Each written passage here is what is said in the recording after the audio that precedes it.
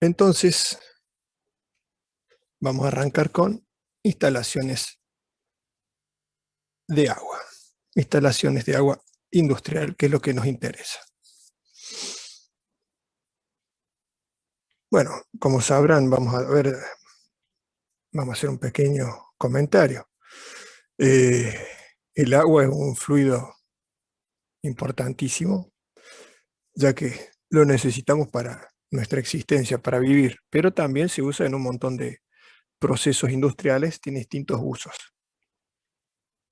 Y es lo que vamos a tratar de ver en esta clase. Hay usos, digamos, consumibles por el ser humano, para limpiarse, para aseo, también dentro de los procesos que forman parte de los productos que se van a realizar, necesitan como insumo el agua.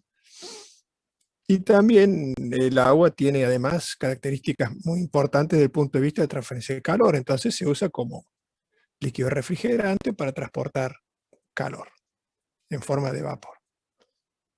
Y además se usa, por su característica refrigerante también, eh, para, para restar calor en el caso que tengamos un incendio. Entonces, es el líquido también más empleado en la extinción de incendios. Pero no nos adelantemos, solo un comentario para que sepamos por qué nos interesa la, las instalaciones de agua industrial.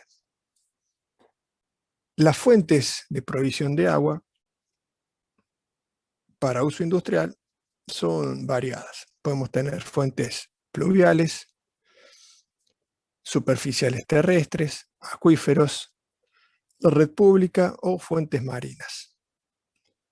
Las pluviales, como ya el nombre lo indica, son las aguas de lluvia o la captación de agua de lluvia. Para el uso industrial no es una fuente que sea regular, al menos depende de la latitud y el lugar de lluvia. Si estamos en una zona de monzones, seguramente en el sudeste asiático hay meses que llueve continuamente, así que la cantidad de agua de lluvia debe ser impresionante. Pero no se la toma como una fuente de suministro para agua industrial.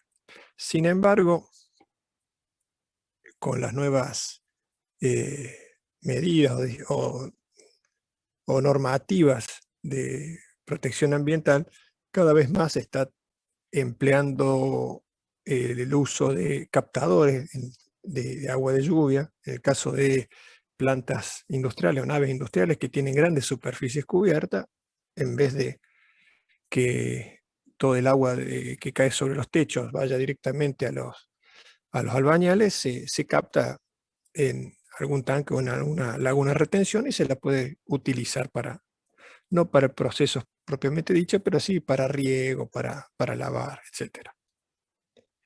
Luego tenemos otra fuente de agua que son las aguas superficiales. Justamente son superficiales porque son aguas que corren por la superficie terrestre. Y entre ellas podemos distinguir las aguas de los ríos o de los lagos. Ambas se mueven por la superficie. Y son fuentes importantes de suministro de agua, lo que, digamos, lo que hay que tener en cuenta es que son aguas que no necesariamente están puras, como puede ser el agua de lluvia, ya que al, eh, al moverse por las superficies, o al drenar por la superficie terrestre, hasta el cauce de un río o hasta un lago, han ido circulando por, digamos, por lugares donde pueden existir algún tipo de contaminantes, restos orgánicos, de animales muertos, de pesticidas que se han arrojado sobre el suelo, entonces todo eso lo va captando el agua y lo lleva hacia el torrente. Entonces, no son fuentes de agua que sean disponibles directamente para uso de consumo. Hay que tratarla. Y todo tratamiento cuesta dinero. De nuevo, Francisco Moreno.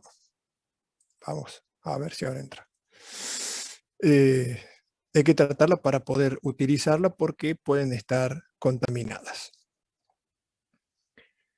Luego tenemos los acuíferos, Bueno, aquí no tenemos, sí están marinas, fuentes marinas, vamos a hacer un comentario y después seguimos con acuífero.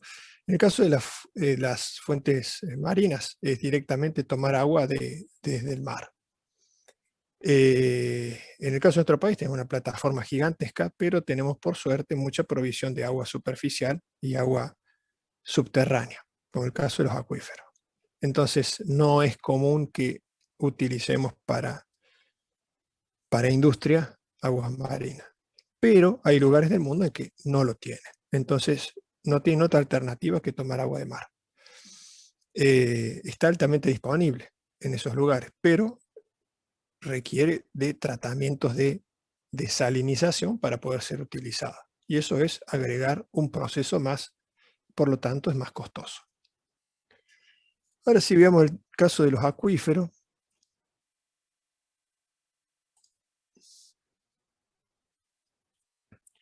Bueno, ahí tenemos un corte de un terreno genérico en el que puede verse a qué llamamos a un acuífero. Un acuífero es un reservorio que está de agua bajo la superficie terrestre. Ahí digamos que nos lo imaginamos como si fuese un río completo, ¿no es cierto? Y estuviésemos flotando sobre ese río. Y la realidad, bueno, yo también me lo imaginé así casi toda la vida, hasta que un primo geólogo me dijo, no, hay tierra ahí. Lo que pasa es que es tierra porosa, y esa tierra porosa o es una roca porosa, está inundada toda esa capa por agua. Lo mismo pasa con los pozos petroleros. Yo pensaba exactamente como en los dibujitos animados, que había un hueco y estaba lleno de petróleo. No, no, está lleno de tierra, o de piedra, perdón, pero es una roca que es porosa y está toda llena de material. Si no, se hundiría el suelo, si fuese solo agua eso. Entonces, bueno, tenemos agua confinada bajo tierra que está entre dos capas. En este caso tenemos el que está entre dos capas, que son los acuíferos confinados, que son los más profundos, que en la parte inferior tienen capa impermeable, un material arcillosa, y en la parte superior un material permeable que permite que el agua superficial vaya drenando hasta el acuífero y se acumule. Es una fuente importante de suministro de agua. Lo que se debe tener en cuenta es que las capas más cercanas a la superficie terrestre tienen otra utilización, eh, que son, por ejemplo, las llamadas napas freáticas, donde se usan para pozos negros, etc. Entonces están contaminadas. La forma de acceder a agua de mejor calidad, o agua pura, o agua que no tenga bacterias, es perforando a mayor profundidad. Y cuanto más profundo perforemos, más se encarece el costo del agua que estamos utilizando, porque tenemos que invertir mucho más recursos para la obtención de esa agua, ya sea en la perforación y además en la capacidad de bombeo que necesitamos para sacarla. Pero es una fuente importante, disponible y muy utilizada en la industria, siempre teniendo en cuenta las salvedades. Y luego tenemos la redistribución pública, que es la que alimenta la mayoría de nuestros servicios de agua industrial, siempre que estén cercanos a una ciudad. Y esta red aquí está puesta como si fuese una fuente de suministro independiente, pero básicamente esta redistribución pública está basada en alguna de las anteriores, simplemente que ya está procesada, ya está purificada, ya está desinfectada. Y está disponible a través de un acueducto o de un alimentador principal. Hay muchas plantas que tienen requerimientos de agua importante y hacen sus propias o perforaciones o toman directamente agua de alguna fuente de suministro que no sea la red pública. otras plantas que no requieren una gran cantidad de agua y están en cercanías de una ciudad, tienen alimentación pública. Y ustedes dirán, ¿qué plantas pueden necesitar mucha agua? Bueno, un ejemplo es, por ejemplo, una planta embotelladora de bebidas azucaradas color oscuro, famosa, que se usa para mezclar con el Fernet. Bueno, tienen sus propias perforaciones, toman agua del suelo directamente, no usan red pública. Mientras que otras plantas que usan solamente agua para uso sanitario o de riego, les sobra la red pública. Bueno, esto es una clasificación que se va moviendo año tras año. Dice, por el tipo de fuente, 15% agua subterránea, 85% superficiales, 20% provisión red urbana, 65% provisión privada y 15% otros. Entonces, mayoritariamente se usan aguas superficiales y el tema del agua subterránea es minoritario, en el caso de los suministros industriales. Veamos ahora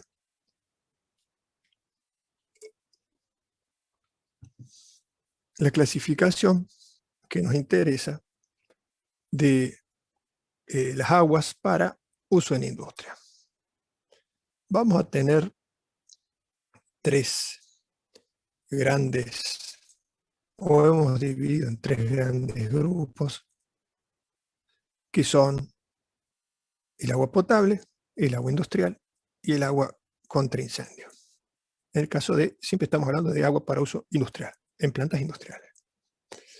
El agua potable puede usarse natural, o sea, a la temperatura ambiente, o refrigerada.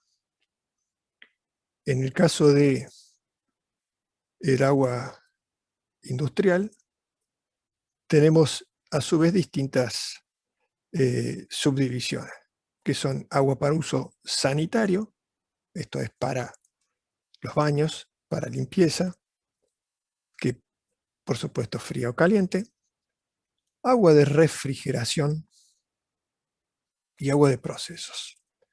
El agua de refrigeración también parte del proceso de la circulación en refrigeración.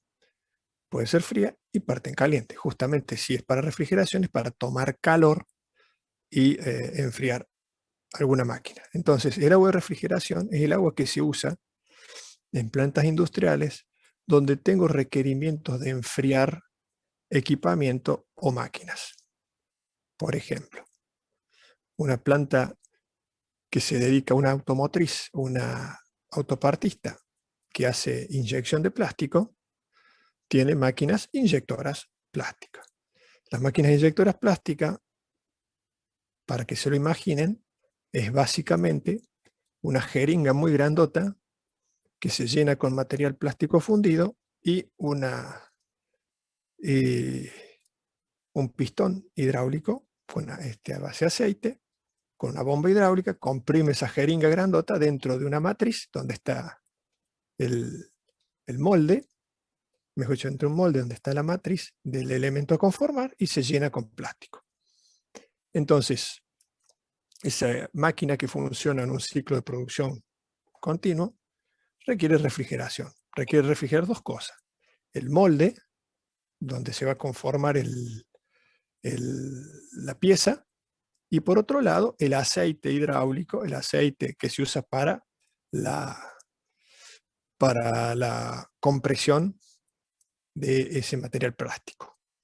Entonces, eso, tanto el aceite como el molde tienen intercambiadores de calor, y esos intercambiadores de calor tienen una circulación de agua, que se conecta ¿a qué? Se conecta a la red de agua industrial de refrigeración de la planta. Entonces, la planta tiene una red especial que ustedes en el práctico seguramente les va a gustar proyectar,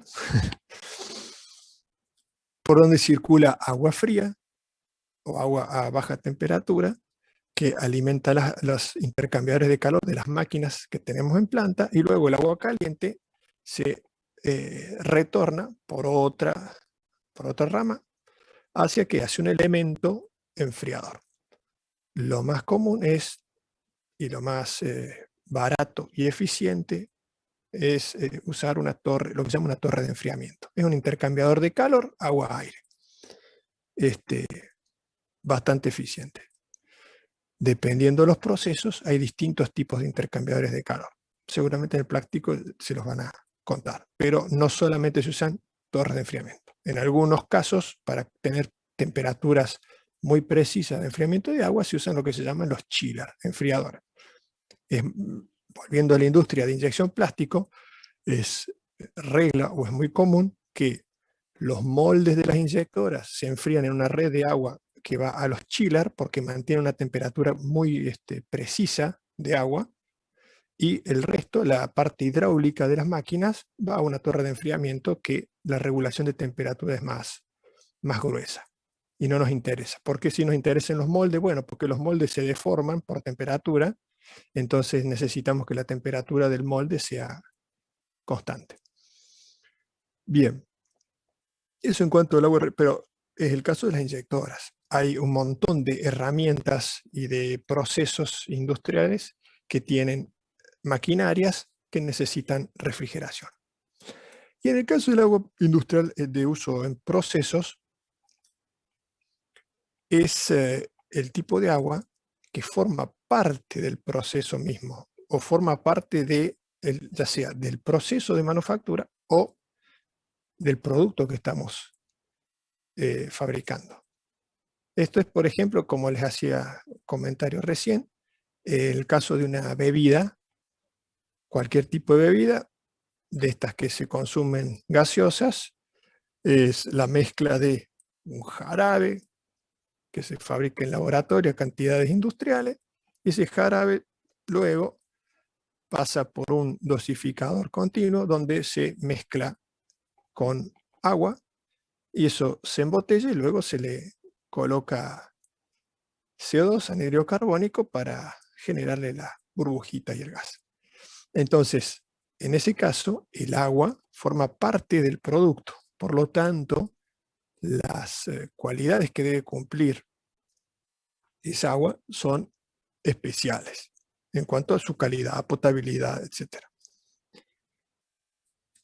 Otro proceso que usa agua como parte del proceso es toda la industria de panificación alimenticia. Todo lo que sean galletitas, por ejemplo, se dosifican mezclas de harina, sal, azúcar, agua, se hace la masa, después pasa al microdosificado, se le agregan los sabores, esos sabores exquisitos que creemos que estamos comiendo manzana, durazno, galletitas de frutilla, etc., y son todos ésteres.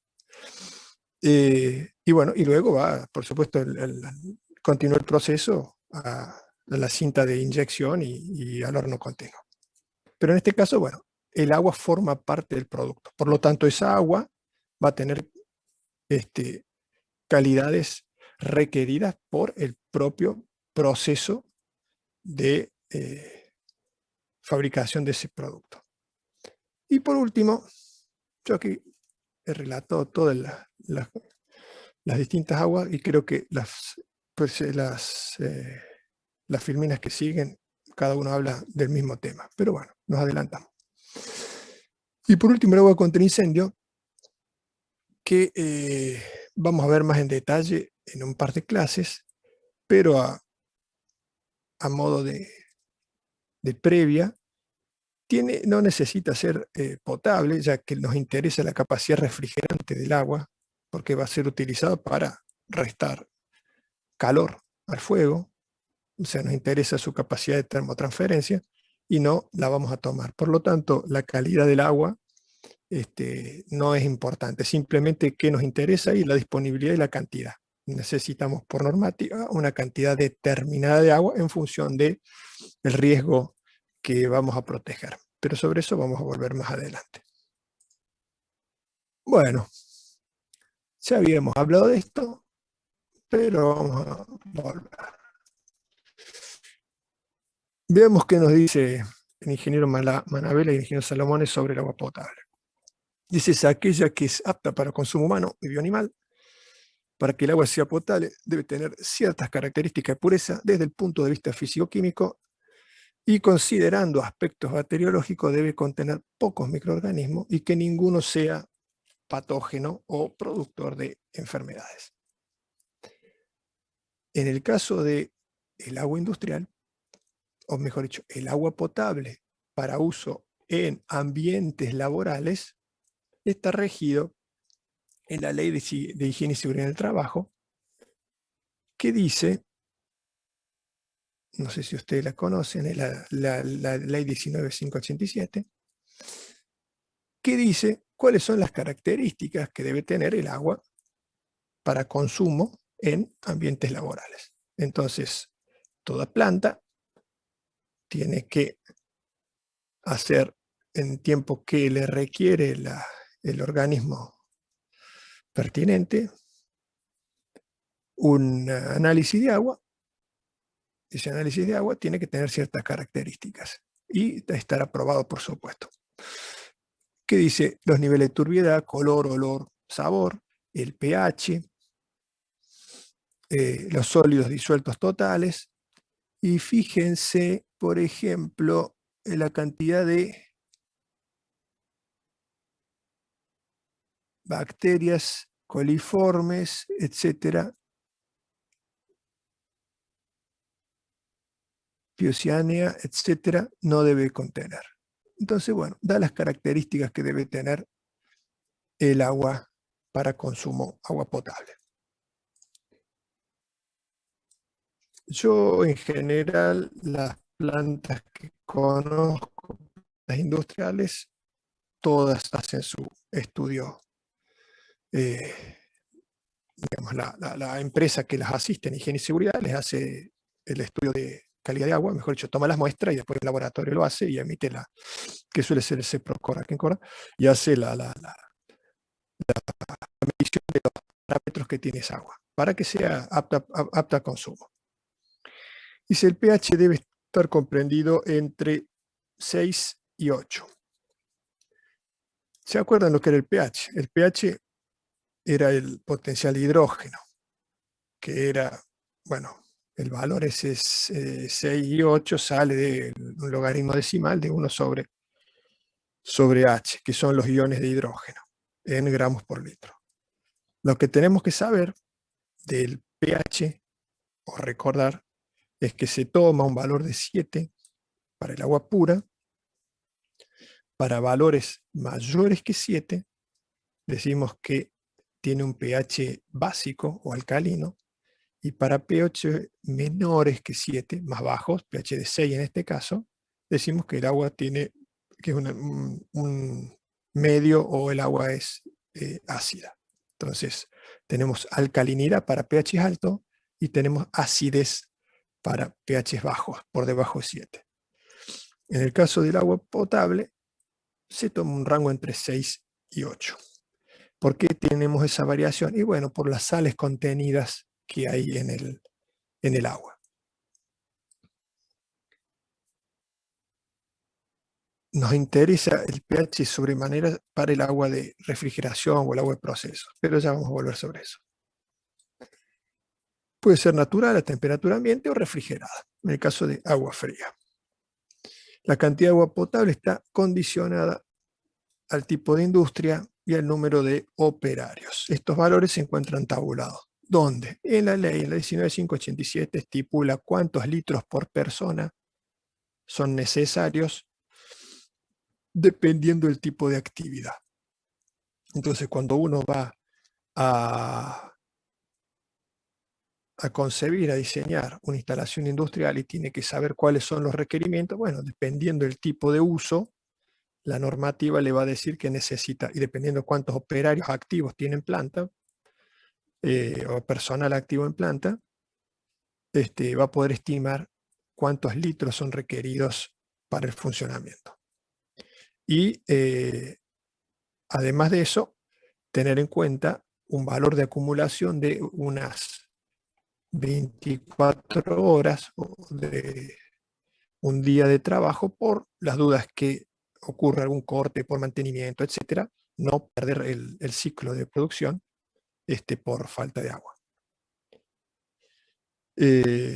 La presión de suministro para uso de agua potable es de, ahí dice, 1,5 presiones atmosféricas, que es el equivalente prácticamente a 1,5 bar.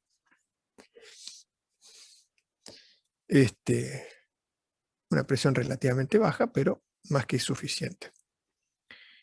Y los materiales empleados en instalaciones de agua potable tienen que ser cañerías que no vayan ni a agregarle ni sabor, ni olor, ni contaminantes, ni residuos al agua que vamos a tomar. Por lo tanto, no se usan, por ejemplo, el hierro negro o el acero aleado, que sí se usa, por ejemplo, en agua industrial. No se usa plomo, está prohibido. En el pasado, hasta los años 60, 70, se usaban cañerías de plomo. Y eso es tóxico.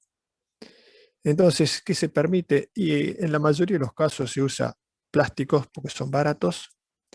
No todos los plásticos, se usan plásticos que sean compatibles para uso de agua potable. Hay otros plásticos que degradan y pierden microplásticos, parte del polímero, en el torrente de agua y lo consumimos. Entonces no se usa. Por ejemplo, el PVC no se puede usar para agua potable. Sí se usa el polipropileno y el polietileno. Se usan latones y también el acero inoxidable. Lo que pasa es que el acero inoxidable es caro. Entonces, ¿dónde vamos a encontrar instalaciones de agua potable con acero inoxidable? Y las vamos a encontrar en agua que, más que para uso de agua potable para el consumo, sea parte del proceso, porque es bastante caro tener instalaciones de acero inoxidable. Bien, decíamos que el agua sanitaria era el agua destinada dentro del agua industrial a la limpieza de los sanitarios, a la limpieza de planta. Entonces, como no es un agua de consumo, no necesariamente tiene que ser potable. Recordemos que el proceso de potabilización es un proceso que tiene sus costos. Si tomamos agua de la red pública, esa agua ya es potable, por supuesto. Pero si vamos a tomar agua de alguna fuente superficial o subterránea, el proceso de potabilización va a tener un costo extra, va a ser un agregado, ¿no es cierto? Entonces, si yo tengo que potabilizar el 100% del agua que saco de un pozo, mi planta potabilizadora va a ser importante. Mientras que si solo potabilizo el agua que necesito para consumo humano y el resto del agua, manejando los parámetros, puedo utilizarla, por ejemplo, agua sanitaria no potable, bueno, me estoy ahorrando que mi planta de potabilizadora sea más chica, ya que no tengo requerimiento de potabilizar todo el agua. Entonces decíamos que no necesariamente tiene que ser potable el agua para uso sanitario, pero no debe contener patógenos, organismos patógenos, virus, bacterias, etc. El agua de refrigeración, bueno, ya les hice el comentario que es el agua que se usa para enfriar o para tomar calor de máquinas industriales, máquinas de procesos. Generalmente no es potable, no porque no pueda hacerlo, sino que porque lleva en muchos casos aditivos, glicoles, etcétera, para mantener los, eh, las temperaturas o que no se congele en el caso de que haya cañerías expuestas. Entonces, no es un agua potable. Lo que nos interesa es su capacidad de transferencia de calor. Y acá tenemos un comentario sobre el pH que debe ser 7. Tomemos que sí, tomemos que el pH tiene que ser 7, tiene que ser un agua que sea prácticamente neutra. Hay, hay requerimientos de las distintas máquinas y de los distintos equipos de enfriamiento de agua, que en sus especificaciones dan los rangos de pH en los que se pueden mover, o sea, aceptan un agua de un pH de tanto y tanto. Pero ¿por qué nos interesa que el pH sea 7? Porque decíamos que si el pH es menor que 7, digamos que tenemos un agua con un pH de 5, es un agua que tiene un alto contenido de acidez, es un medio ácido. Si es ácido y tenemos cañerías de acero y elementos intercambiadores que son metálicos, lo que va a hacer eso va a carcomer, va a arruinar nuestra instalación. Va a atacar el ácido, la instalación, y la va a arruinar. Ya sea las cañerías, ya sean los intercambiadores de calor en las máquinas, etc. Entonces no puede ser ácido. Entonces vámonos al otro extremo, que sea alcalino, que sea básico. Y en el caso que, digamos, un pH de 8.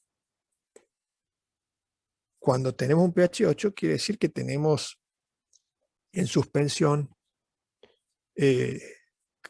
carbonatos, sodio, etcétera, en esa agua. Entonces, en lugares de baja circulación, en los intercambiadores, en puntos donde el agua no tiene mucha velocidad, vamos a tener depósitos de sales, de calcio. Entonces, eso va a generar obstrucciones en dos distintos elementos. Entonces, no podemos tener un agua que sea ni muy, mejor dicho, que no sea ni alcalina, ni que sea ácida. ¿Por qué? Porque arruina nuestra instalación. Por eso se busca que el pH sea 7. ¿Y qué se hace?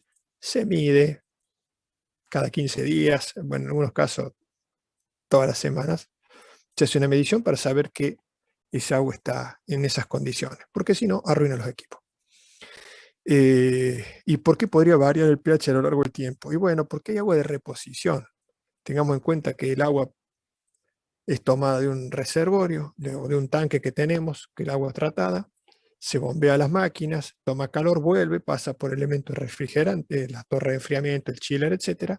En el caso de las torres de enfriamiento, están abiertas a la atmósfera, entonces hay una cierta pérdida de agua por evaporación, entonces tiene que haber una reposición de agua.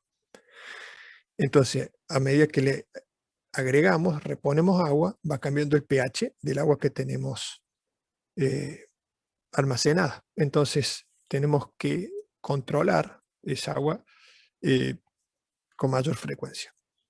La tendencia actual es, para evitar eso, es usar sistemas de enfriamiento, intercambiadores de doble circuito, de circuito cerrado. Entonces, que el agua de refrigeración de planta no esté en contacto con la atmósfera, se refrigera por otro circuito. Eso hace que las características del agua varíen poquísimo. Pero es más caro. O sea, un intercambiador de ese tipo cuesta más caro que una torre de enfriamiento. Pero les cuento para que sepan que en muchas plantas donde tienen torres de enfriamiento desde hace muchos años y ya está amortizada la inversión, cuando tienen que renovar sus equipos de enfriamiento pasan a instalaciones de doble circuito o de circuito cerrado.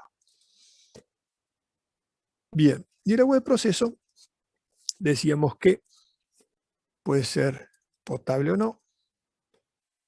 Su calidad depende y está relacionada con el proceso, es decir, si es una materia prima o no. Por ejemplo, en la industria láctea, la elaboración de bebidas, el agua debe ser potable.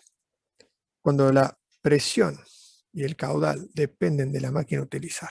Pero en cuanto a presión, claro, sí. En general está, excepto el agua sanitaria, que está regida, que dice que tenemos que tener una presión de 1,5 bar. El resto está todo definido por los consumos. Esto es, en el caso de agua de refrigeración, por cuántas máquinas vamos a alimentar, qué tamaño de planta tenemos, etc. Y en el caso del agua de proceso también, cuál es la cantidad de agua que se va a agregar al producto que estamos produciendo. Y la reserva tiene que ser lo suficiente para que no se corte el ciclo de producción. Por lo tanto, un día de reserva de agua. Bueno, y dijimos que agua contra incendio, ya vamos a volver, vamos a tener toda una clase para hablar de eso. Bien, ¿qué tratamientos básicos existen con o debemos tener en cuenta con las aguas de uso industrial? Bueno, decíamos que hay aguas que no nos interesan que sean potables. Bueno, no es que no nos interesan, sino que potabilizarlas no nos agrega mucho, ya que no las vamos a tomar. Hay aguas que nos interesan que su pH sea 7, por lo tanto tenemos que quitarle o tenemos que modificarle el pH en función de si es ácida o es alcalina. Y hay otras aguas que van a ser para el consumo humano, por lo tanto vamos a tener que constatar que sea potable y todos los procesos que hacen falta. Entonces, existen distintos tratamientos en función de lo que necesitamos. Los tratamientos básicos son la decantación, la coagulación o floculación, mejor dicho, coagulación y floculación, es un proceso escalonado. La alcalinización, la desinfección, el filtrado. Y después tenemos procesos especiales que son la desmineralización mediante zeolitas, mediante resinas, y un adicional que no está dentro de estas aguas industriales, que es la desoxigenación, pero que sí nos interesa mucho para cuando veamos vapor. Las instalaciones de vapor necesitan, bueno, trabajan con agua. Y como sabemos, ahí dice desoxigenación, quitarle el oxígeno al agua. ¿Por qué? Porque el oxígeno es un oxidante. Entonces, las instalaciones de vapor que trabajan a alta temperatura, el contenido de oxígeno, si el agua está altamente oxigenada, va a generar oxidación en las instalaciones. Por lo tanto, buscamos reducir la cantidad de oxígeno disuelto en agua mediante procesos de desoxigenación, que básicamente es hervirla. Bien, entonces, ¿cuáles son los tratamientos básicos? Profe, una La pregunta. decantación, sí, ¿Y el agua no tiene un solo átomo de oxígeno? Si le saca el sí, oxígeno, ¿no sería hidrógeno? sí, pero esa es la composición como el agua, digamos, propiamente dicha, pero tiene gases disueltos en función del batido, de dónde vino el agua, o de materia que eh, está mezclada. Por ejemplo, podemos tener sulfatos, carbonatos, etcétera, que estén vinculados con oxígeno. Entonces lo que se hace es quitar todo eso. No es que vamos a convertirla en un isótopo eh, de agua, o sea, convertir en agua pesada. No, lo que hacemos es todo el oxígeno, el aire que está en disolución, se lo trata de minimizar. No es que hacemos una conversión química del agua. Claro, gracias. Está bien la pregunta, porque uno diría, si el agua es oxígeno e hidrógeno, le quitamos, ¿qué nos queda? Todo hidrógeno. No, claramente no. Seguimos teniendo agua, solo que ese oxígeno que está mezclado, digámosle aire, es aire, pero el aire mayoritariamente es oxígeno, un 21%. Bueno, queremos restarlo para que nos quede agua pura. Bueno, estábamos en los tratamientos. Bueno, la decantación es un proceso de separación de los sólidos, o sea, si tenemos un agua que arrastra sólidos en suspensión, aquietándola, o sea, bajándole la velocidad en una pileta, esos sólidos van a decantar y vamos a quitarlos. Y además vamos a pasarlos por filtros que van a encargar, bueno, más abajo está el proceso como separado, pero los filtros se encargan de impedir que circulen los sólidos de cierto tamaño. O sea, la decantación y el filtrado son procesos de limpieza o de obstrucción de circulación de sólidos. Estamos hablando de, en el agua, pequeños sólidos, ¿no? Pero desde el punto de vista molecular, son grandes. ¿Por qué hago esta distinción? Porque tenemos luego un proceso de coagulación y floculación en el que lo que buscamos es filtrar pequeñísimos sólidos en suspensión que se llaman, ya lo van a haber visto en fluidos, se llaman coloides, que son sólidos que pasan a través de los filtros y no tenemos forma de filtrarlos, porque son muy pequeñitos. Y tampoco decantan porque están estabilizados desde el punto de vista de sus cargas eléctricas. Entonces se repelen entre ellos y nunca se generan partículas de un tamaño importante. Entonces, ¿qué es lo que se hace? Se usan procesos de floculación en los que se rompen o se desestabiliza ese limbo iónico y hace que se formen partículas, o sea, se empiecen a aglutinar, se empiecen a atraer y se formen sólidos de mayor tamaño. Y de esa forma pueden decantar o pueden ser filtrados. Uno de los más utilizados de los elementos floculantes es el sulfato de aluminio. Los que alguna vez hayan tenido que mantener alguna pileta habrán visto que viene un producto que se llama precipitante, etc. Bueno, es un floculante y es sulfato de aluminio que se agrega al agua y permite justamente que se formen partículas de mayor tamaño de esa turbiedad que uno ve, que son todas esas partículas pequeñísimas que no decantan. Y de esa forma uno puede separar esas pequeñísimas partículas. Luego tenemos los procesos de alcalinización, que es para subir el pH, cuando necesitamos subir el pH porque el medio es ácido. Desinfección mediante la cloración, esto es para matar todo elemento patógeno que pueda haber en el agua. En el apunte estaba viendo recién, dentro de los reactivos coagulantes hay un error de tipeo, aquí en el apunte de Guillermo Navela, que dice, bueno, los distintos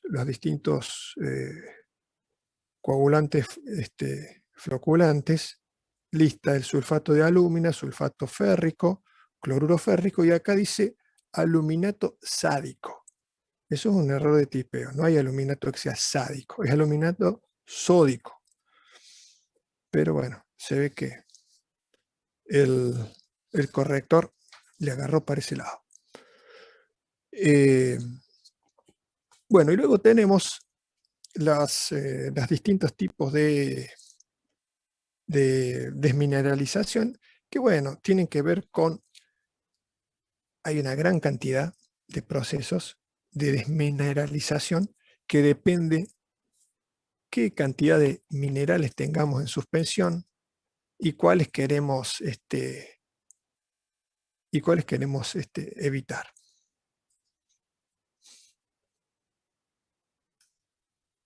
Por ejemplo, tenemos intercambio iónico, tenemos la destilación, en el caso de convertirlo, quitarle ciertos minerales, por ejemplo, la sal, al igual que la ósmosis inversa. El proceso de ósmosis inversa es un proceso que es bastante difundido, que consiste en hacer pasar por una membrana, mejor dicho, poner el agua salina de un lado y del otro, de un lado de la membrana, que va haciéndola pasar por ósmosis, que es muy eficiente a la hora de desalinizar. Es el proceso que usan mayoritariamente para desalinizar el agua. pero no quiere decir que solo sirva para desalinizar. Puede, puede filtrar o separar la mayoría de los metales en suspensión que puede haber en el agua. Es muy eficiente. Pero ¿qué pasa? Las membranas no son porosas, por lo tanto no se usa para un filtrado porque se tapan las membranas y hay que frenar el proceso, limpiar, recambiar, etcétera. Entonces se trabaja con agua ya relativamente limpia, pero que esté salada, y el proceso de ósmosis se usa solamente para desalinizar. Es muy empleado en la inmensa mayoría de países que no tienen acceso al agua potable. Mejor dicho, que no tienen agua potable de, de una fuente superficial, de ríos, de lagos, sino que tienen que tomar agua salada. Y en algunos, bueno, conozco algunos barrios cerrados aquí que están en el medio de las sierras y que, bueno, toman de perforación y tienen plantas de ósmosis inversa para purificar el agua. Así que también hay usos, digamos, domiciliarios de ese proceso. Las formas de almacenamiento, vamos a hacer un comentario rápido de esto, porque cuando veamos instalaciones con diseño vamos a volver sobre cisternas y vamos a hablar bastante más seguido. Tenemos distintos tipos. Tenemos cisternas con sistema de bombeo. Una cisterna es un tanque que está bajo nivel, por lo tanto no tenemos una presión positiva estática, tenemos que usar bombas para la presión que necesitamos para alimentar nuestra red. Podemos tener tanques elevados o sistemas vistos. En el caso de los tanques elevados, cuanto más subimos el tanque, vamos a tener una altura Z en nuestro sistema, que nos va a dar una presión, que va a dar una presión positiva a nuestra red.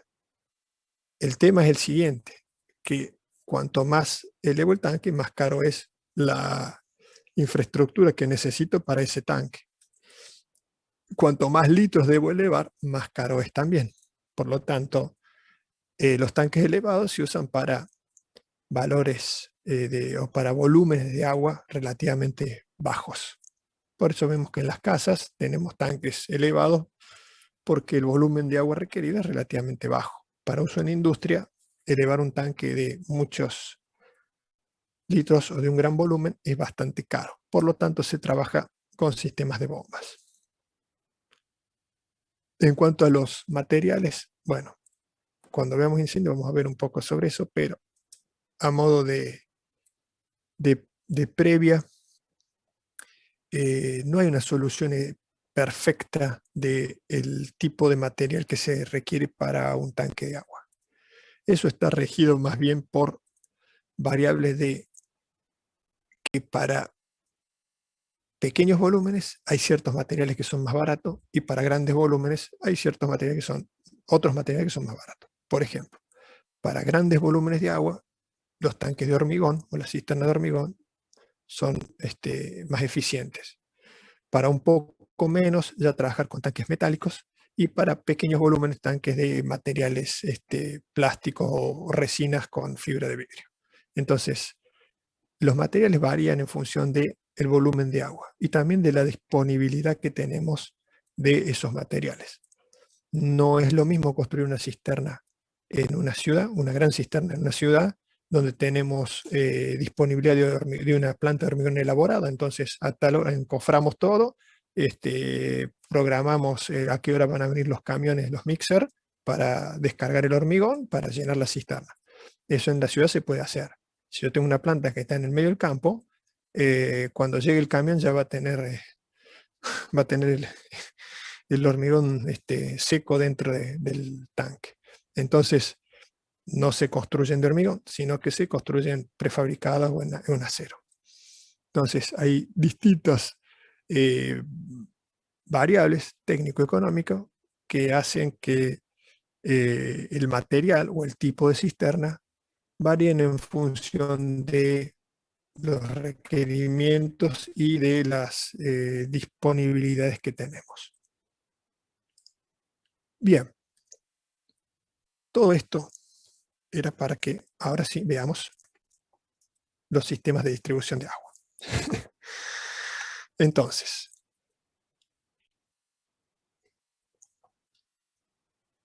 consideraciones. Se necesitan instalaciones particulares para cada tipo de agua, denominadas instalaciones auxiliares de agua. Es lo que comentamos recién, que dependiendo si es uso de agua potable, industrial o para incendio, cada una va a tener sus requerimientos especiales. No hay un solo parámetro de diseño. Y se deben considerar reservas para 1 o 2 días de trabajo en caso de algún problema de desabastecimiento para cada tipo de agua. Esto es así para las aguas. Vamos a volver un segundito. Acá. Esto es así para cuando tratamos de agua potable o para las aguas industriales. En el caso de agua de incendio, la cantidad de agua necesaria o que vamos a acumular no está dada por las 24 horas, sino que por la normativa. La normativa de incendio, hay normativa internacional que usamos nosotros en Argentina para diseñar. Volveremos sobre eso más adelante cuando veamos incendio, pero la normativa de incendio, en función del riesgo a proteger, va a decir cuánto es la cantidad de agua que necesitamos durante cuánto tiempo. Entonces, en la mayoría de los procesos tomamos una jornada laboral, 1 o 2 días de trabajo. En las instalaciones de contraincendio va a estar especificado por la normativa de aplicación. Y van a ver que la cantidad de agua de incendio siempre es muchísimo más que la que hace falta para los otros procesos. Bueno, se debe asignar una calidad de suministro y luego tenemos que la velocidad del fluido, para evitar acumulaciones de impurezas en las zonas de baja velocidad, no debe ser menor a 0,3 metros por segundo y se acepta un máximo de 6 metros por segundo. En la práctica, para evitar ruidos, chillidos molestos en la instalación, se utilizan velocidades de fluidos de entre 0,5 a 2 metros por segundo. Bueno, vamos a hacer un comentario sobre esto. Aunque dentro de unos minutos vamos a ver unas formulitas, pero no tengo para rayar la pizarra, pero recuerden una cosa. ¿Se acuerdan que el caudal aquí era igual a B por A, a la velocidad por el área? Entonces, si yo tengo que conducir un determinado caudal de agua, la velocidad, o sea, pongamos un caudal constante. Si yo trabajo con bajas velocidades, ¿qué va a aumentar para mantener ese caudal? El área. Por lo tanto, voy a tener que usar diámetros mayores de cañería. Si trabajo con altas velocidades, voy a poder disminuir el área de paso, por lo tanto, con diámetros menores de cañería. Entonces, siempre tratamos de trabajar con las mayores velocidades que nos admitan los diseños. ¿Por qué? Para economizar caños, para trabajar con los diámetros menores. Esto no quiere decir que uno tenga que diseñar todo a 6 metros por segundo. No es así. Generalmente se trabaja entre 2 o 3 metros por segundo para las instalaciones de agua en las alimentadores principales, y puede haber en un caño chiquito, en una cometida, un equipo, velocidades mayores. Pero tengamos en cuenta eso. Entonces, si a la hora de diseñar y hacen la planilla de cálculo, no se vayan a velocidades de 0,3, 0,5 metros por segundo, porque lo que quiere decir es que están trabajando con velocidades tan bajas que están sobredimensionando las cañerías. Entonces, traten de trabajar con velocidades más altas. Y no mayores de 6, ¿por qué? Porque arriba de 6 metros por segundo, ahí no solo el agua circula a muy alta velocidad, nada más, no es muy alta velocidad, a una velocidad que van a sentir en las cañerías la circulación, sino que entran en su límite de validez una de las fórmulas más famosas de uso para diseñar cañerías, que es la de Hazen-Williams. Ya lo vamos a ver en un ratito.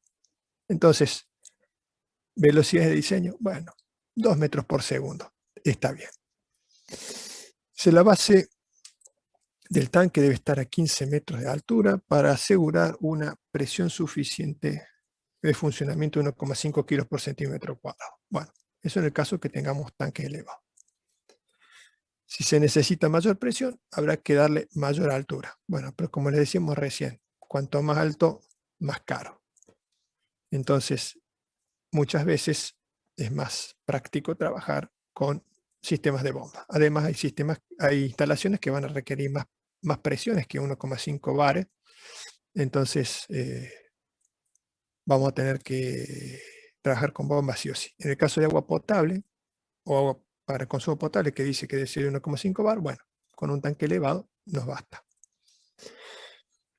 Hay que considerar las pérdidas de las cañerías, las válvulas y accesorios existentes en la instalación. Estos valores de pérdidas deben sumarse a la altura de pérdida.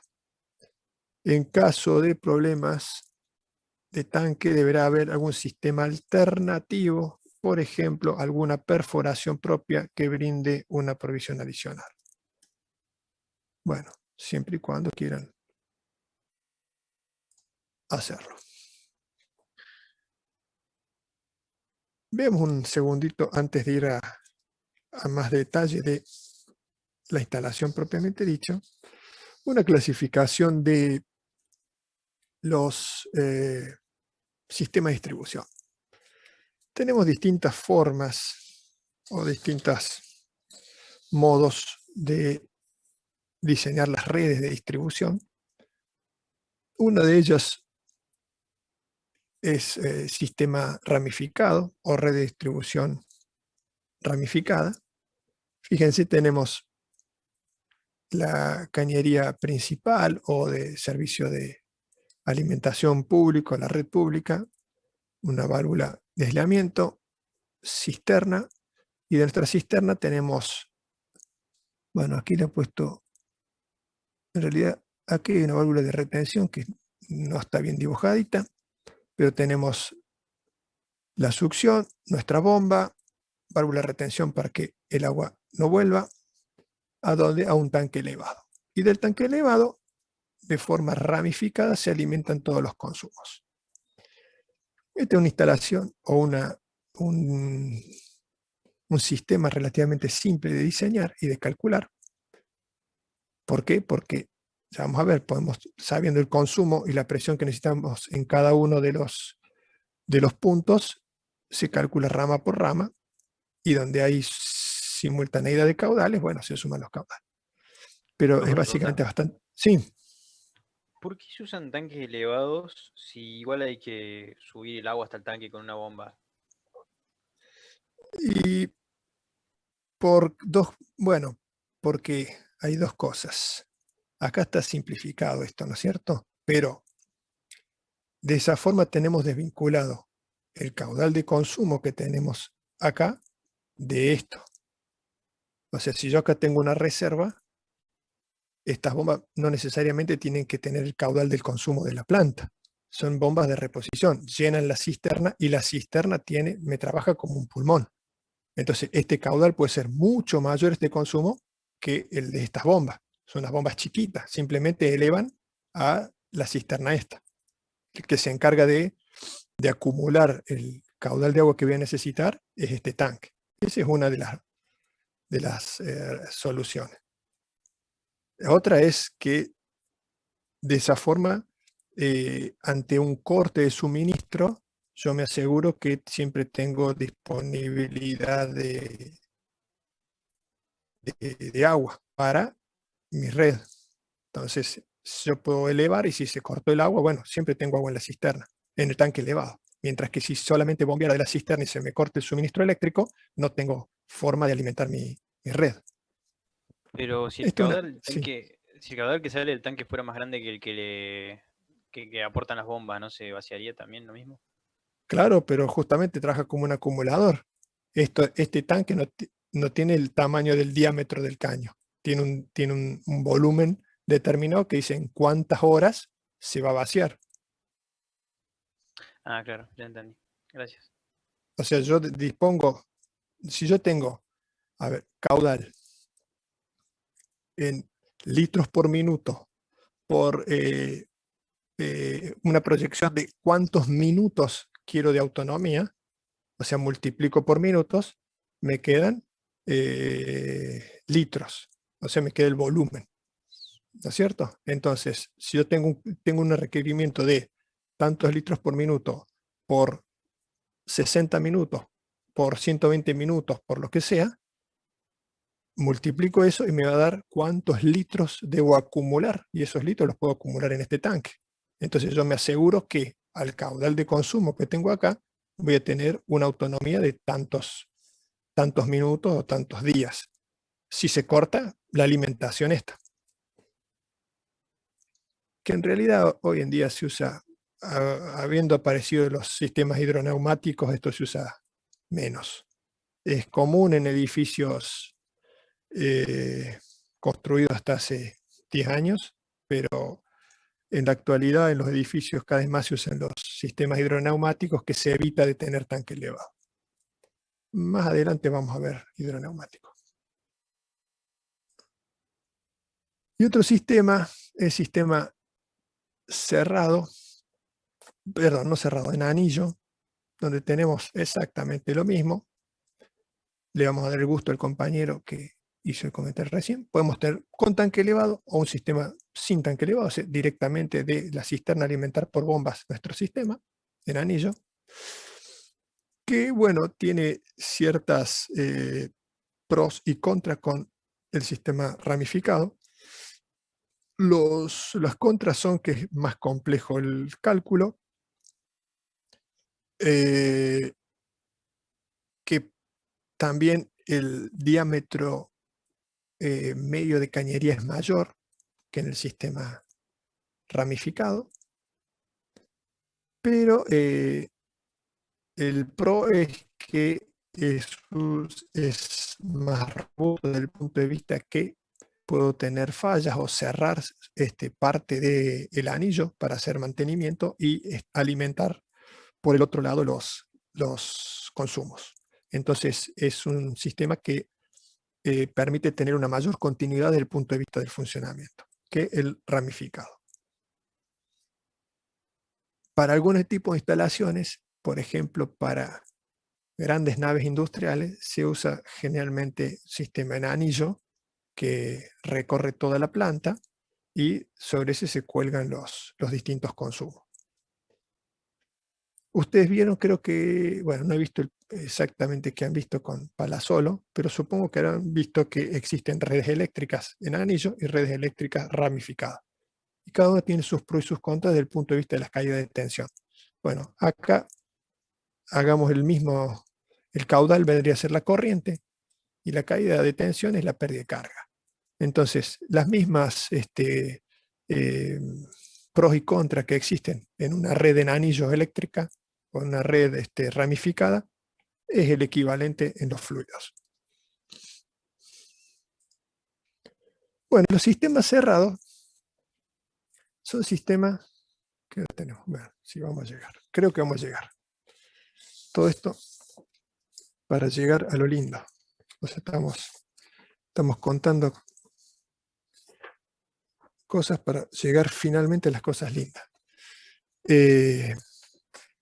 Sistema cerrado es un sistema en el que el agua pasa por el consumo y retorna a la fuente de suministro o de acumulación.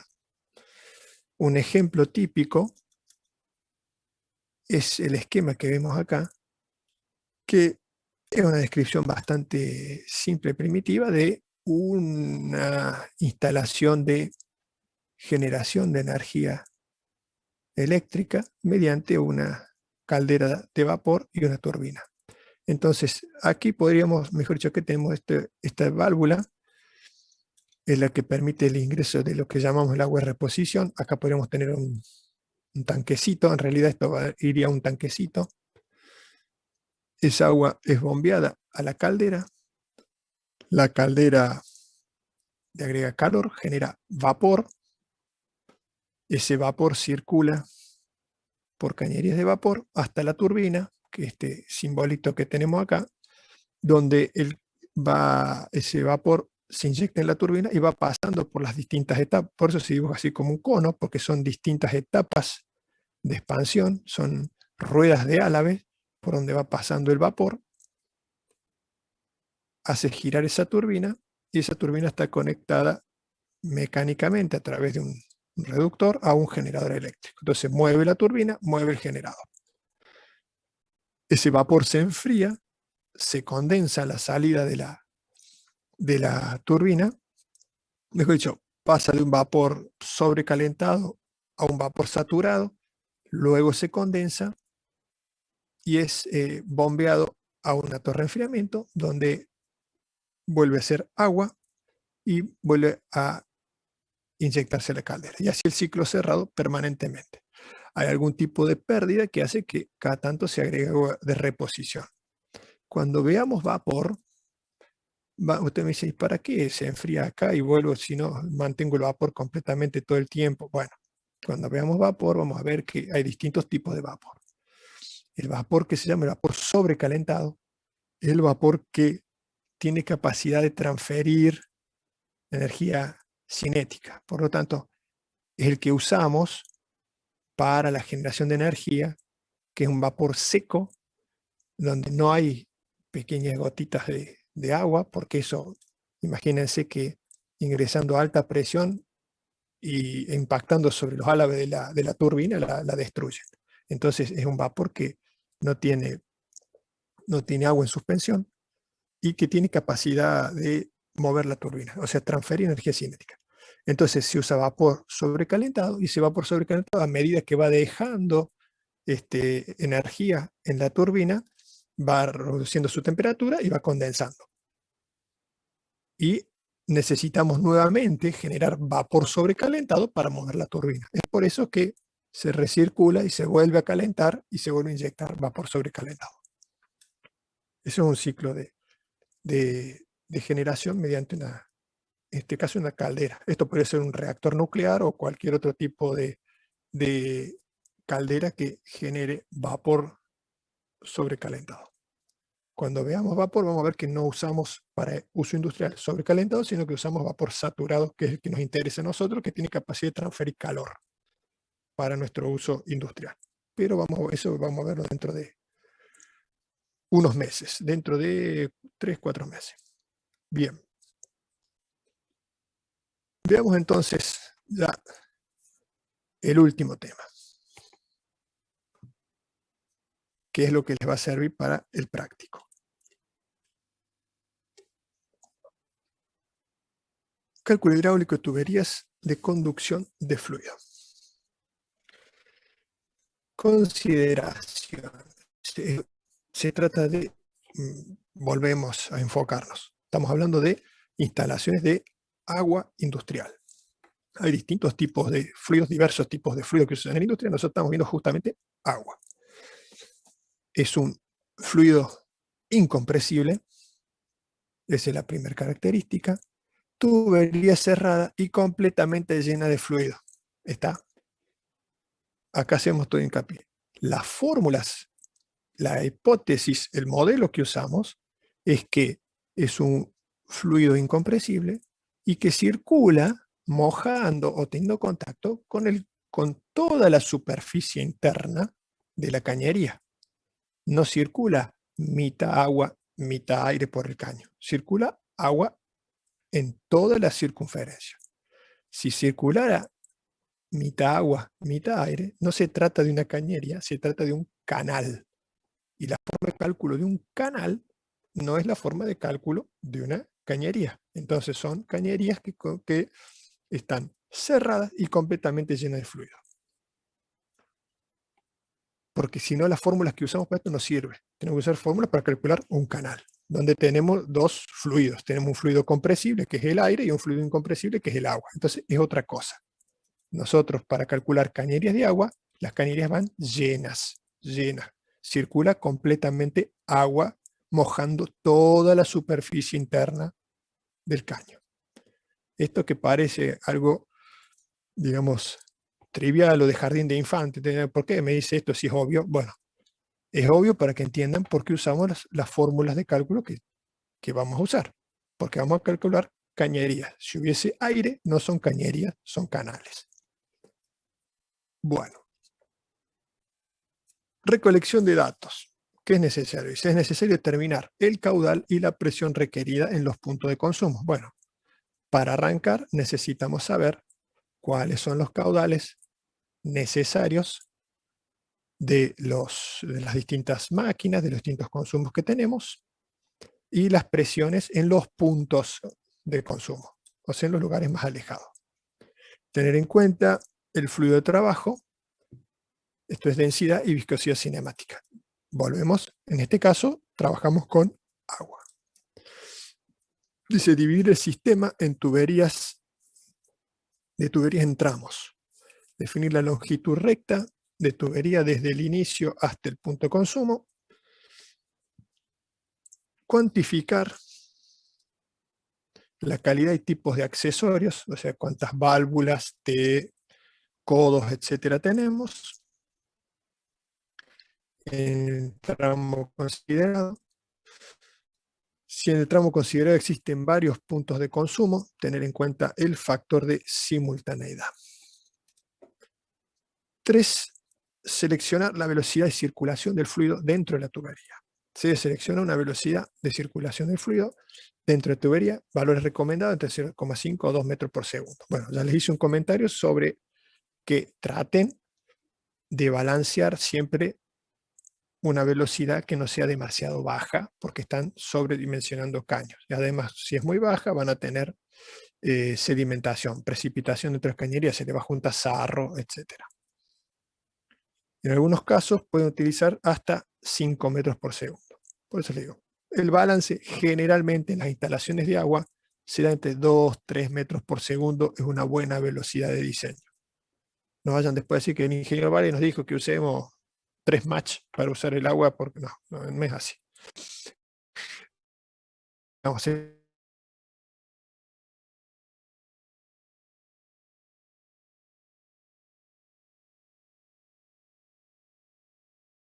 ese diseño. Bien. Calcular el diámetro interno del tubo. Entonces sabe que Q, que es el caudal, es B por A. Entonces la velocidad del fluido por el área, si por el área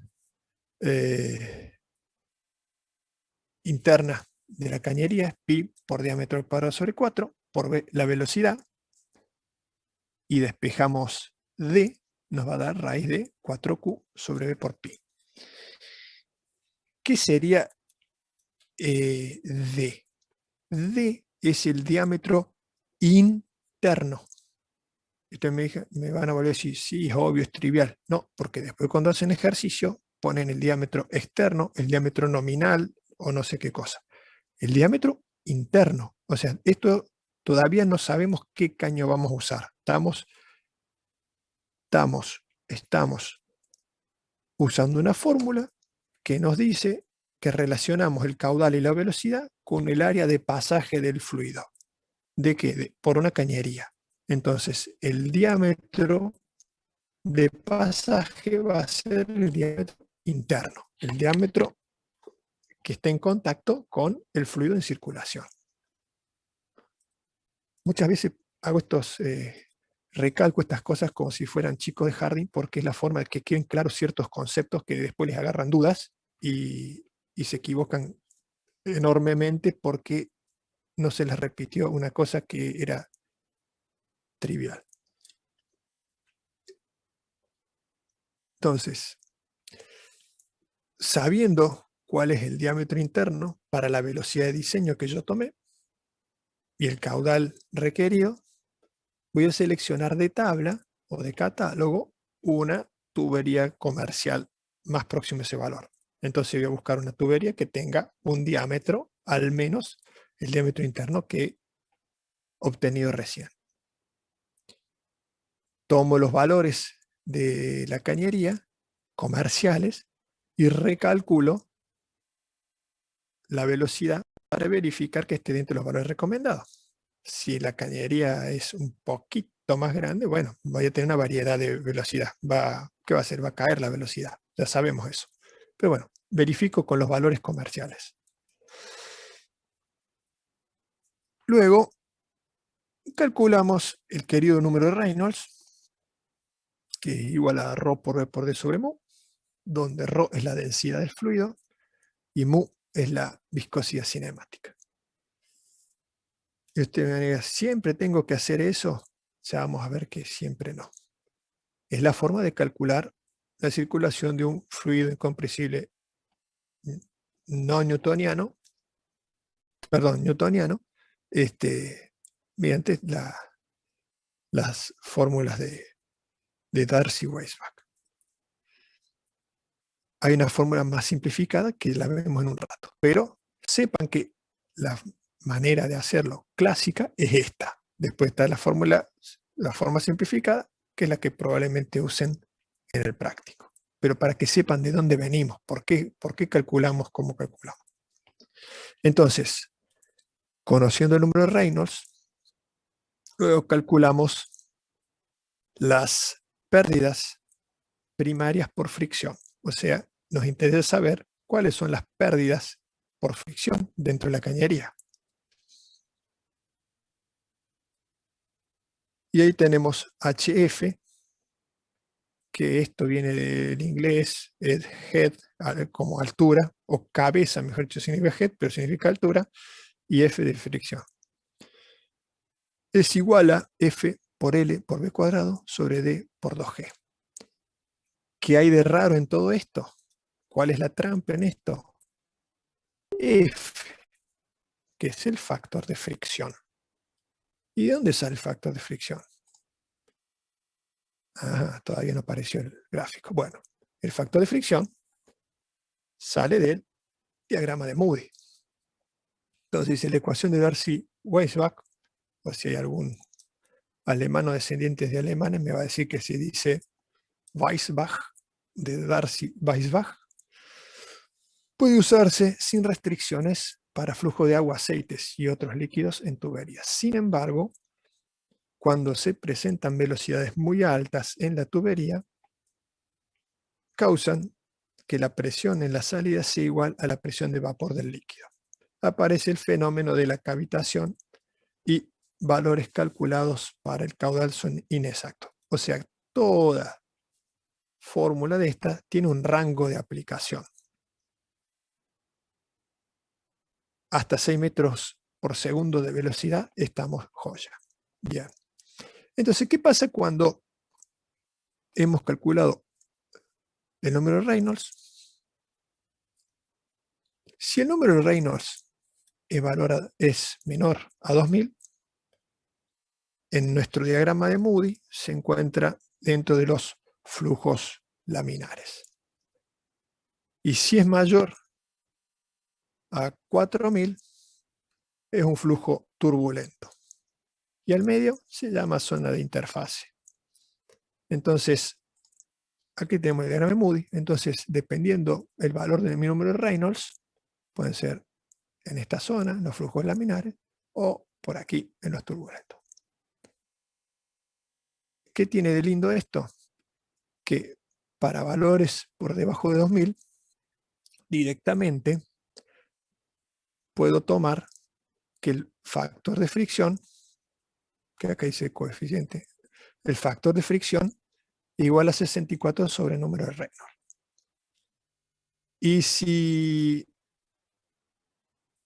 mi número de Reynolds es mayor, ahí ya tengo que calcular la rugosidad relativa para poder obtener el valor del factor de fricción o coeficiente de fricción, puso ahí en la tabla, ¿ves? Acá, factor de fricción. O sea, ¿para qué estoy haciendo todo eso? Para saber cuánto vale F, para poder calcular cuál es la pérdida de carga en mis cañerías. Entonces, acá tengo Reynolds, necesito saber la rugosidad relativa. La rugosidad relativa ¿Está acá? No, no está acá. La rugosidad relativa, bueno, hay formas también de utilizar por Abaco, Darcy Byron. La rugosidad relativa es igual a E, que es la rugosidad absoluta sobre el diámetro de cañería. ¿Por qué? La rugosidad absoluta mide cuál es la rugosidad, por ejemplo, en milímetros de una cañería. No es lo mismo una rugosidad de 2 milímetros en una cañería de 1 pulgada de diámetro que una rugosidad de 2 milímetros en una cañería de 15, 20 pulgadas de diámetro, o digamos de 1 metro de diámetro. Entonces, es por eso que se toma en función del diámetro, porque es la forma que tengo una valoración, la rugosidad relativa. ¿Eso sale de dónde sale? Y bueno, sale de tabla de fabricante de los distintos materiales con los que se construyen las cañerías y los estados de conservación. Obtenemos las rugosidades absolutas y de ahí las rugosidades relativas. Bien, esa es la forma de calcular mejor dicho, la pérdida o la caída de presión por fricción en una cañería para un líquido incompresible que circula por dicha cañería. Entonces, no necesariamente para agua, puede ser para distintos tipos de fluidos, dependiendo de los valores de Reynolds, las velocidades con las que trabajamos. Ahora, para agua es más fácil porque hay fórmulas empíricas simplificadas que nos evitan, si nos manejamos dentro de ciertos rangos de diseño, tener que estar haciendo esta búsqueda en el diagrama de Moody, calculando el número de Reynolds, rugosidades relativas, etc.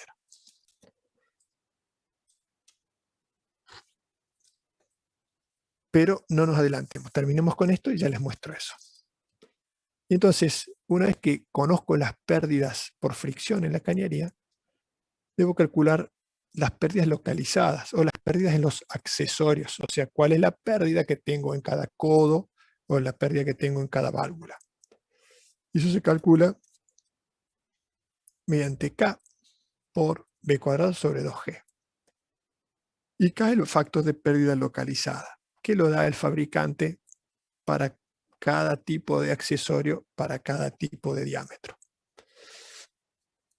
Entonces, si tiene como dato la longitud equivalente de los accesorios, directamente se utiliza en la ecuación de Darcy-Weisbach considerando como longitud la suma de la longitud recta y la longitud equivalente. De hecho, es lo que se hace. Esas pérdidas localizadas, los fabricantes, bueno, uno consigue tablas que tengan los valores de K, pero también están directamente ya tabuladas como unidades de longitud, o sea, cuántos metros de caño de equivalente tengo de pérdidas para una válvula. O sea, la pérdida de una válvula equivale a, por ejemplo, para un diámetro determinado, a 6 metros de caño. Entonces, yo voy agregando metros de longitud de caño, que son las pérdidas puntuales, a la longitud de cañería que ya tengo, y luego calculo las pérdidas en la cañería. Calcular las pérdidas totales por tramo, que es la suma de las pérdidas de fricción en cañería más las pérdidas localizadas, y si se debe calcular la bomba para suministrar el caudal, se debe plantear la ecuación de Bernoulli en los puntos extremos, inicio y final del tramo, para determinar la altura que se debe suministrar, donde tengo los distintos términos, altura de presión, P sobre ρ por G, Z, altura geodésica 1, B cuadrado sobre 2G, altura de velocidad, menos HT, que son las pérdidas totales, más AHB, la altura que proporciona la bomba. Por supuesto, si yo quiero saber esto, voy a tener que despejar, pasar todo al otro término, y después tengo los valores en el punto 2 de altura de presión, altura geodésica y altura de velocidad. Ese es el método clásico, que si yo trabajase con altas velocidades o con números reinos altos, me haría falta. Pero, ¿qué pasó acá? Se nos acabó la cancha. No, pero no está Hazen-Williams. Acá me hicieron trampa. Bueno, denme un segundo, que está en el apunte eso. Esperen un segundito. Un segundito. Porque no vamos a dejar de ver Hazen-Williams. Ya que lo tenemos, lo vemos. Tiene que estar al final de esto. Denme un segundito. Acá está.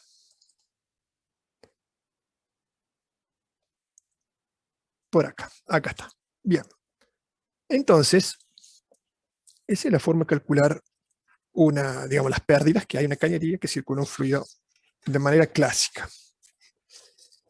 Entonces, si ustedes trabajaran con un fluido que no saben qué es o con altas velocidades que no sea agua, esta es la forma de proceder.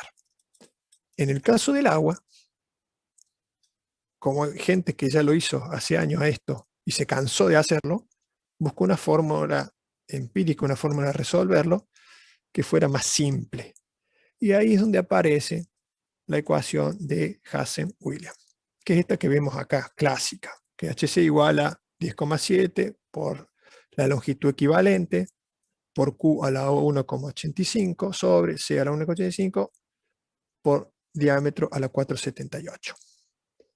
¿Qué hay de raro en toda en la fórmula de Hazen-Williams? C. ¿Y qué es C? El coeficiente dimensional, que es el coeficiente de pérdida de rugosidad en las tuberías. Y que está tabulado.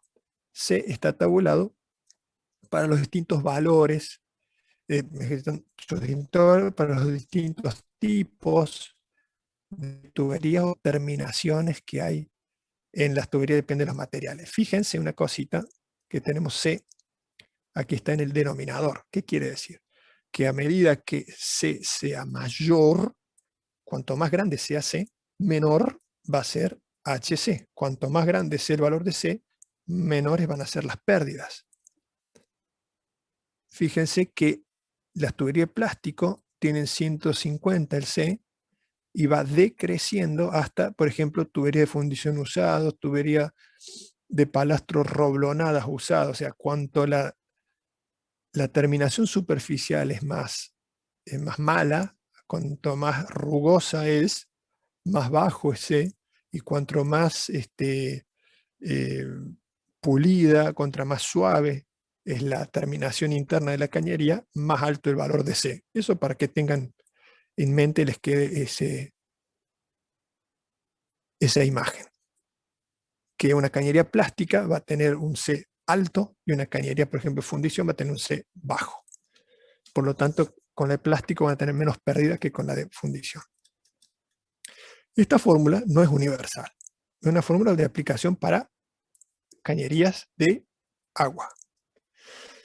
Entonces, las cañerías de agua, para aplicar la fórmula de Hazen-Williams, también Hazen-Williams tiene sus parámetros. Sus parámetros son que los diámetros de trabajo son entre 2 pulgadas y 6 pies. Ese, digamos, son los valores originales de Hazen-Williams. Esto sería entre más o menos 5 centímetros de diámetro a 1,82 m. Y las velocidades máximas, mejor dicho, las velocidades de trabajo son alrededor de 10 pies por segundo, o sea, 3 metros por segundo. Y la temperatura del agua, 60 Fahrenheit, entonces 15,6 grados centígrados. Fíjense que eso es para que los valores sean precisos. En la práctica,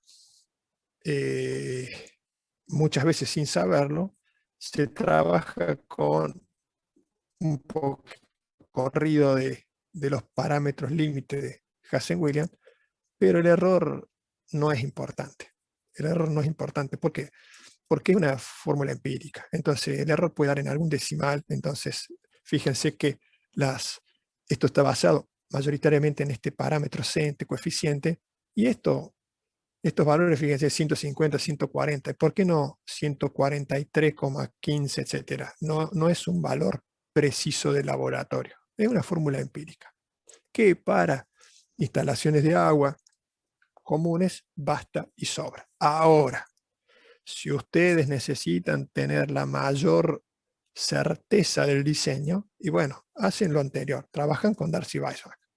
Si tienen que hacer una cañería de alimentación de combustible de un satélite, no van a usar Hazen-Williams, van a usar Darcy Weisbach con todos los coeficientes, van a medir con un rugosímetro la cañería internamente para saber cuáles son los valores exactos.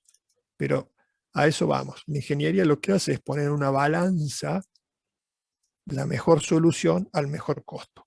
Para instalaciones de agua de baja velocidad, etcétera, etcétera, la fórmula de Hazen-Williams está más que aceptada. Bueno, y para hacer la primera clase del año y no quedarme sin voz, estoy bien. Preguntas.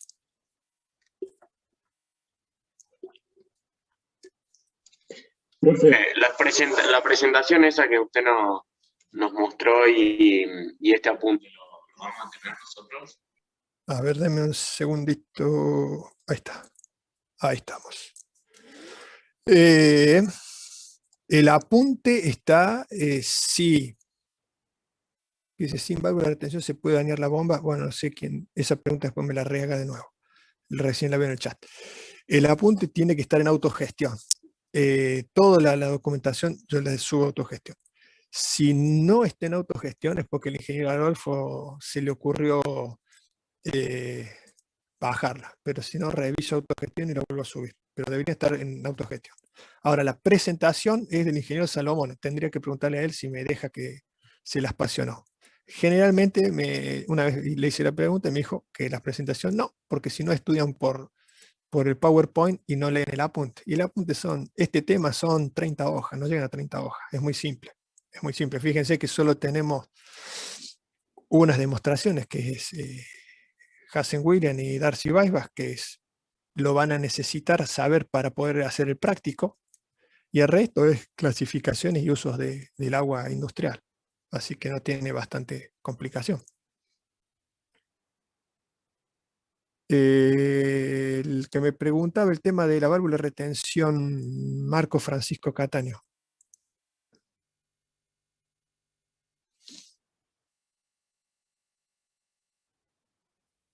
¿Se fue Marco Francisco? No, estoy acá, profe. Le preguntaba si la válvula de retención era para proteger la bomba si volvía agua, eso. O para qué sirve la válvula de retención. Bueno, ahí la vemos. Dame un segundito. A ver si acá está. Vamos a ver el chat. Así no voy el PowerPoint de vuelta. Si está por acá el dibujito en el apunte. Bueno, acá en esto ya lo vamos a ver más adelante, y un hidroneumático están mal dibujadas, las retención están dadas vueltas, así que eso no funciona. Pero es un error, creo que no se dio cuenta de Giromar Abela cuando las puso. Bueno, aquí está. No están dibujadas las retenciones que dice. No sé qué dice ahí. Pero en realidad ahí irían dos válvulas de retención. Bueno, esto tiene el sentido siguiente. Cuando yo tengo una sola válvula con una sola bomba, esto es cuando la bomba deja de funcionar, la columna de agua, a ver si puedo, no, vamos al PowerPoint, que se va a ver mejor. Vamos al PowerPoint. Acá estamos. F5. Bueno, F5, pero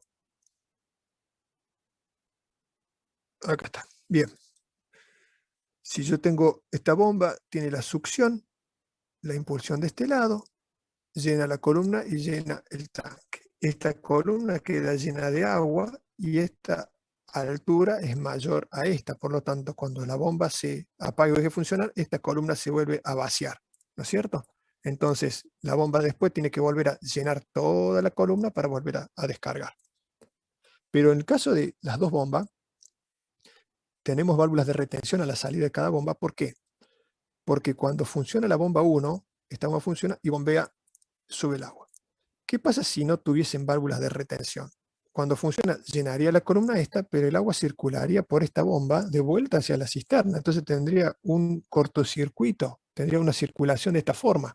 O sea, parte del agua subiría y otra gran parte volvería a la cisterna por la otra bomba. Entonces, la forma de que haya un bombeo de una sola circulación es teniendo válvulas de retención en las impulsiones de las bombas. Entonces, el agua sale, chupa de la cisterna, bombea, pasa por la válvula de retención. Cuando viene acá, no puede circular. Entonces, la única dirección de circulación es hacia mi red. Por eso se ponen las válvulas de retención.